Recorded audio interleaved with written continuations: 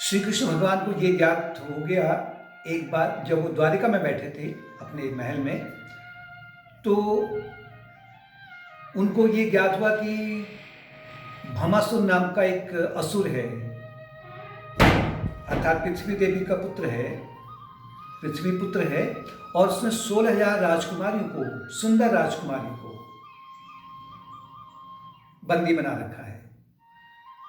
इतना ही नहीं कि उसने वरुण की छत्र भी छीन ली है, देवी अदिति के कुंडल भी छीन लिए हैं। देवी अदिति देवताओं की माँ है, और मणि पर्वत भी छीन लिया है, और उनको जबरदस्ती बंदी बना करके, इनको छीन करके वो अपने राज्य में लगा हुआ है, जिससे कहें त्रिलोकी का राज्य हो गया, कहें कि तीनों लोगों में राज्य हुआ, उसका अपना राज्य चल रहा है। साथ में उसका एक सेनापति और है जिसका नाम है मुर, 5 सिर वाला वो सेनापति भी है। उसके महल की पूरी तरह से रक्षा करता है, जो कि बिल्कुल अविजयी प्रतीत हो रहा है, और लंबे समय से वो सोया पड़ा हुआ है, क्योंकि उसे ये ज्ञात है कि मेरे ऊपर कोई आक्रमण नहीं कर सकता है, तो निश्चिंत होकर के वो अपनी नींद में है।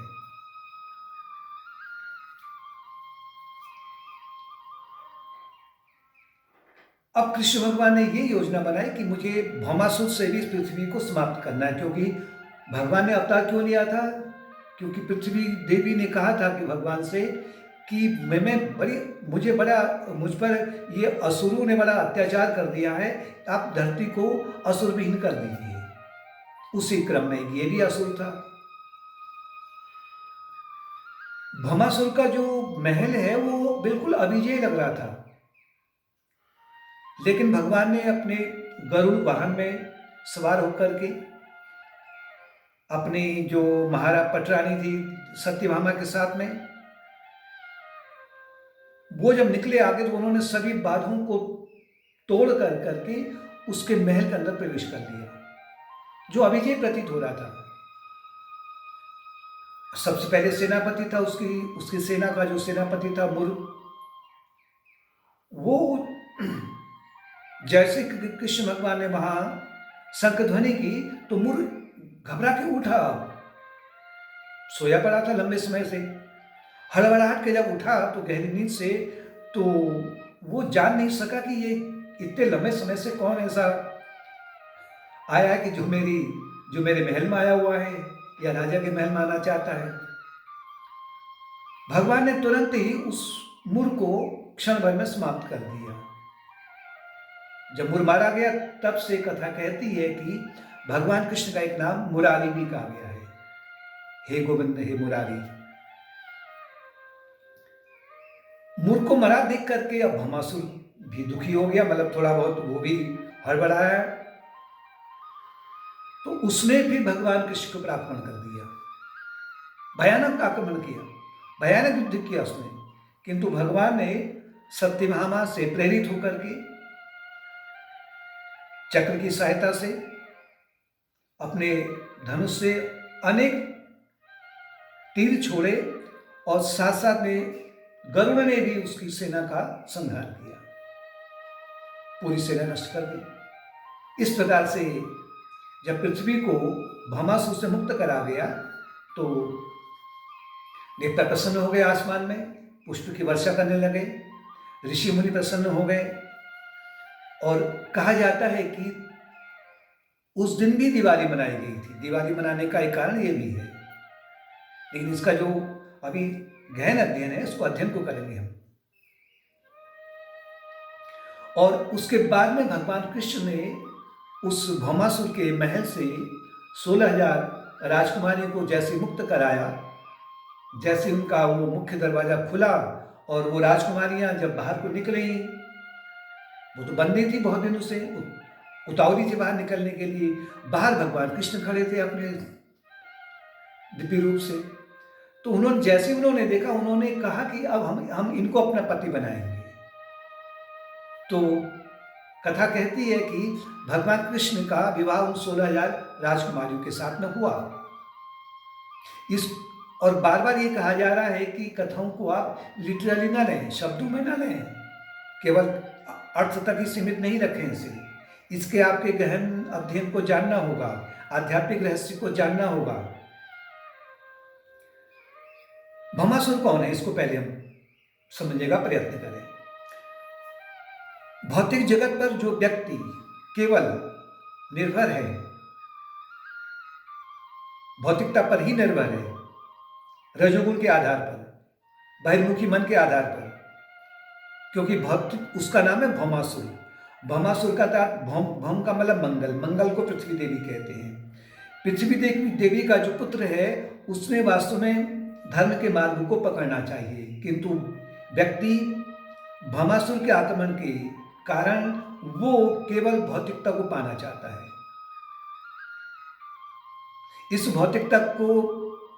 भौतिकता तक ही जो सीमित रहता है, बाकी उसको और उसके पास में कोई और मार्ग नहीं, अर्थात इसी को वो जीवन सफल मानता है। तो अंत में वो व्यक्ति क्या करता है, वो नरकगामी होता है। नरकगामी का तात्पर्य कि वो अब जन्म और मृत्यु के चक्र में अनेक प्रकार के दुख जो आते हैं उनका सामना करना पड़ता है। ये नरक है। 4 प्रकार का पुरुषार्थ है, धर्म, अर्थ, काम और मोक्ष। धर्म के आधार पर अगर जीवन नहीं बढ़ा है तो व्यक्ति संसार में लालच, प्रलोभन और अपनी मन की सनक और पिछली जो स्मृतियां हैं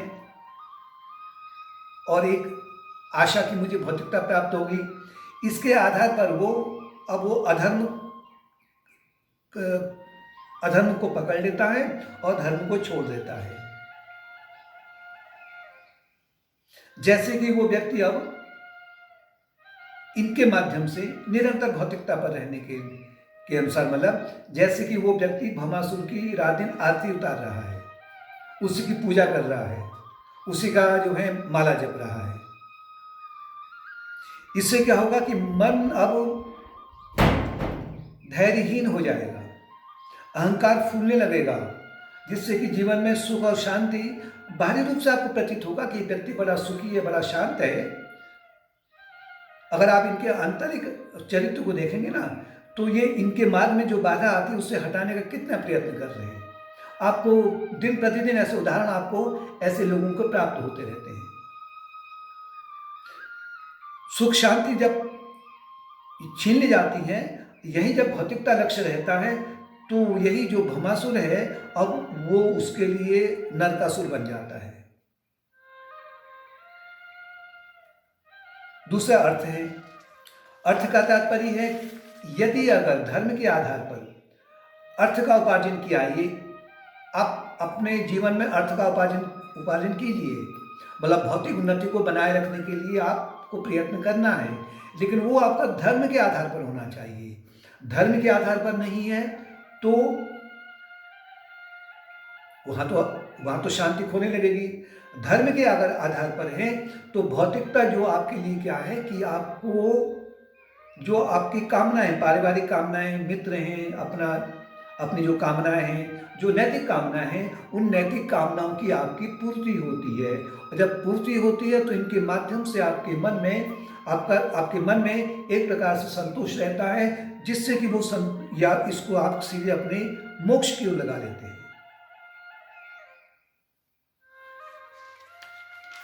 मोक्ष की ओर अगर आपका लक्ष्य है, धर्म, अर्थ, काम और मोक्ष को पकड़ा हुआ है, तो जीवन आपका सफल हो रहा है। आप भौमासुर पर आक्रमण कर रहे हैं, मूल पर आक्रमण कर रहे हैं। यदि अगर इसमें धर्म और मोक्ष को हटा दिया जाता है, अधिकांश लोग धर्म और मोक्ष को हटा देते हैं, ऑलमोस्ट ऑल पीपल, लेकिन उनको ये ज्ञात नहीं होता है कि हमारी मन शांति पर भौमासुर का आक्रमण हो रहा है।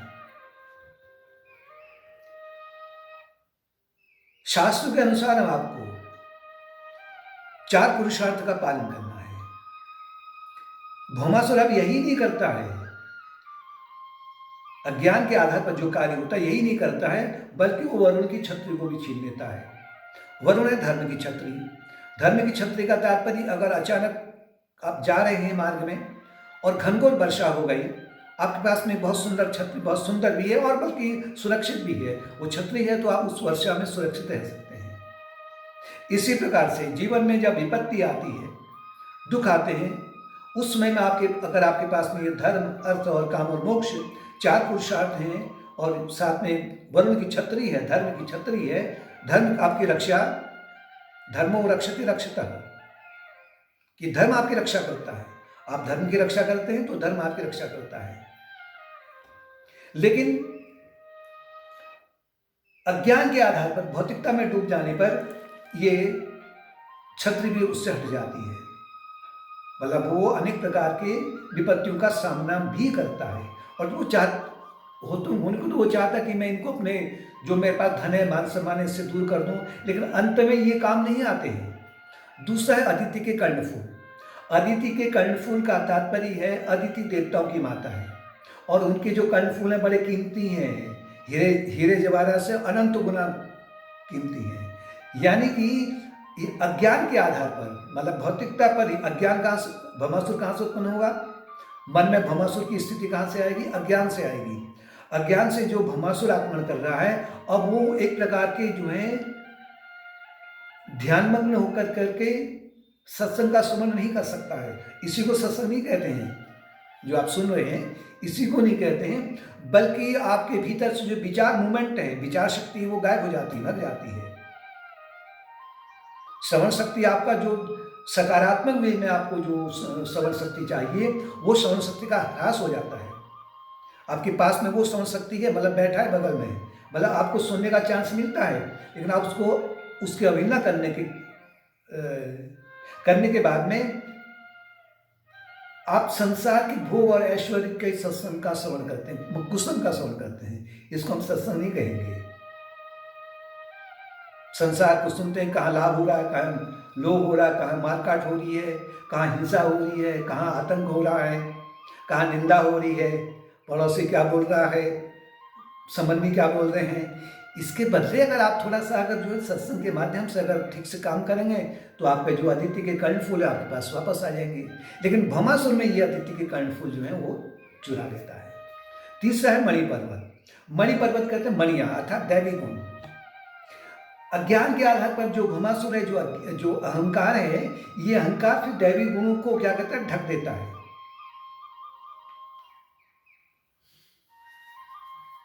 क्योंकि उसका जो भी अब कार्य होते हैं मनसा, वाचा और कर्मणा, वो केवल रजोगुण और तमोगुण के आधार पर होते हैं। सत्वगुण से पूरा ढक जाता है, सत्वगुण वहां भी है लेकिन वो पूरा ढक गया है, अंधकार से ढक गया है, अज्ञान से ढक गया है। तो सत्वगुण अगर ढक गया है तो सत्वगुण ही मणि पर्वतों का या दैवी गुणों का खजाना है। सत्वगुण नहीं रहेगा तो जो मणि पर्वत भी छीन लिया गया है, अर्थात जो दैवी गुण है, दैवी संपद हैं, वो धीरे धीरे धूमिल होने लग जाते हैं। सत्यभामा गरुड़ पर सवार होके आए, सत्यभामा के साथ में भगवान कृष्ण गरुड़ पर सवार होके आए। और सत्यभामा का तात्पर्य शक्ति, जो सत्य का तात्पर्य है कि विवेक शक्ति, वो विवेक शक्ति जो आत्मा अनात्मा में अंतर करती है, जड़ चेतन में अंतर करती है, वो सत्यभामा है। विवेक के प्रकाश में वो फिर जैसे कि आकाश में अंधकार छाया हुआ है, तो जैसे विवेक का प्रकाश आएगा तो विवेक का प्रकाश अंधकार को छिन्न भिन्न कर देता है, जैसे मुर को छिन्न भिन्न कर दिया। मुर है 5 सिरों वाला जो मुर सेनापति है इनका, असुरों का, 5 इंद्रियों के माध्यम से अगर भमासुर का आक्रमण हो रहा है तो, और अदिति का ये जो तीनों चीजें अगर छीन ली जा रही है तो क्या होगा कि 5 इंद्रियां आपको उलझा देगी संसार में। आप गलत चीज में तो आपको उलझा देगी, कान वहां कुसंग में उलझा देगा, नाक केवल स्वाद में उलझा देगा, त्वचा केवल छूने में उलझा देगी, घ्राण आपको सूंघ में उलझा देगा कि कहाँ सुगंध है उसको पकड़ो। इन 5 सुखों के आधार पर इसमें उलझ करके व्यक्ति, जब भमासुर का आक्रमण होता है, मतलब उसके चित्त में जब अज्ञान का आक्रमण रहता है, रजोगुण का आक्रमण रहता है, तो वो अब केवल क्या करता है, इस पृथ्वी पर अचानक जब धन बढ़ता ना आदमी के पास में अचानक बढ़ जाता है, तो अनुभव करो, स्वयं भी अनुभव करो, औरों को भी अनुभव करो। अचानक जो व्यक्ति घूमने निकल जाएगा अनेकों जगह में, या बड़े बड़े होटलों में, जिस होटल में जाने की उसकी कोई हिम्मत नहीं थी, बड़े बड़े होटल में पहुंच जाएगा, क्योंकि पैसा है बोलेगा, अब उससे कोई वहां भी मना नहीं करेगा, या बड़ी बड़ी पार्टी कर लेगा। इसे कहते हैं कि मूड उलझा देता है। पांचों इंद्रियों के माध्यम से, पांच जो सिर है उनके माध्यम से वो व्यक्ति उलझ जाता है, जीव अनेक चीजों में उलझ जाता है। घूमना है, खाना है, पीना है, किंतु भक्त को ये जानना चाहिए कि सभी जगह पांच तत्व ही हैं। पंच तत्वों का ये पूरा संसार निर्मित है, कि वो जगह बड़ी सुंदर है, वहां घूमने चले जाएं, या वहां क्या होगा उसको देखना चाहिए। एक उत्सुकता रहती है। फिर उसके बाद में जब भौतिकता का आक्रमण होता है, जब धन की वृद्धि होती है। लेकिन ये आपको जानना चाहिए कि पांचों संसार में प्रत्येक जगह आपकी पांच तत्व विद्यमान है, और वही पांच तत्व अलग अलग अंशों में रह करके सबका निर्माण कर रहा है, और उनको जो प्रकाशित कर रहा है ये भी आपको देखना चाहिए। उन सबको जो आपको दिखा रहा है वो केवल सूरज है। सूरज तो आपके भीतर है आत्मा के रूप में। इस लालच को तोड़ने के लिए व्यक्ति को भ्रम से रहित होना है। भ्रम रहित होगा तो उसके लिए जो कारण है वो आपको कृष्ण भगवान की सहायता करनी है, मतलब कृष्ण को पकड़ना है आपने। बिना कृष्ण को पकड़े हुए, या बिना आध्यात्मिक मार्ग को पकड़े हुए, या बिना भक्ति मार्ग को पकड़े हुए इनको समाप्त नहीं कर सकते हैं। और कृष्ण को पकड़ना, आपको सत्संग को पकड़ना है। सत्संग को आपने पकड़ लिया तो फिर तो समझे कि आपने कृष्ण को पकड़ लिया है, मतलब कृष्ण की सहायता से सब काम होगा। दूसरी ओर जो 16,000 राजकुमारियां हैं, भौतिकता मन में छाई रहती हैं, तो निर्मल, सुंदर, मधुर राजकुमारी का स्वरूप कैसे होगा? देखने बड़ी सुंदर होंगी, लुभावनी होंगी, है ना। ये है आपकी भावनाओं के प्रतीक। राजकुमारियां जो है वो भावनाओं के प्रतीक है, शुभ भावनाएं, मतलब भक्ति मार्ग से कि मैं इसको आप अच्छी तरह से जान सकते हैं, या कहें तो दैवी गुण के रूप से जान सकते हैं। ये जो शुभ भावनाएं हैं, ये इसका अनुभव आप कर सकते हैं। किंतु भौतिकता ने आक्रमण जब कर दिया होता है तो ये जो भावनाएं कुंठित हो जाती हैं, जैसे कि बंदी हो गई है, मतलब वो अपनी भावनाओं को उचित मार्ग में नहीं प्रयोग कर सक रहा है। जो प्रेम जो कह रहा है, वो जो अंदर वाला प्रेम है, उसके बदले वो केवल शारीरिक प्रेम को देख रहा है, शारीरिक आकर्षण को देख रहा है। ये और भी है, जहां संतोष रूपी जो राजकुमारी है वो ढक गई है तो असंतोष उत्पन्न हो गया है। धैर्य रूपी जो राजकुमारी है वहां अधैर्य हो गया है। जो प्रेम रूपी राजकुमारी है वहां हिंसा हो गई है। जहां क्षमा रूपी राजकुमारी है वहां क्रोध उत्पन्न हो गया है। जहां वैराग्य रूपी राजकुमारी है वहां आसक्ति हो गई है। ये अनुभव हो सकता है, और क्योंकि वो बंदी है, लेकिन भौमासुर ने इनको, अर्थात व्यक्ति जब भौतिकता में डूब जाता है तो ये मुक्त नहीं हो पाती हैं, और वही फिर उसके बाद में उसको नरक की ओर ले जाता है, अर्थात नरकासुर भी कहलाता है। जैसे जैसे आपके भीतर भौमासुर की सेना समाप्त होगी, भौमासुर पर आक्रमण होगा, भगवान की सहायता से शरणागत होकर के उसी क्रम के अनुसार में आपके भीतर की जो राजकुमारियां सामने आती हैं, और अंत में जब आत्मज्ञान की स्थिति में आपके हृदय रूपी जो महल है वहां से, जैसे कि वो चंद्रमा ढक गया है बादलों से, उसी प्रकार से जब बादल हट जाते हैं, भौमासुर का बादल हट जाता है, तो अनंत किरणों के रूप में जो 16,000 जो राजकुमारी के रूप में जो प्रसंग दिया गया है, वो किरणों से वो चांदनी पूर्ण भरपूर हो जाती है। उसका जीवन अत्यंत निर्मल हो जाता है, अमृतमय हो जाता है। लेकिन उस स्थिति को कि जब ऐसा होगा तभी तभी करेंगे, नहीं। आपको धीरे धीरे प्रयत्न करना है, आपको एक एक राजकुमारी करके निकालना है, क्योंकि मानो अनंत राजकुमारियां हैं।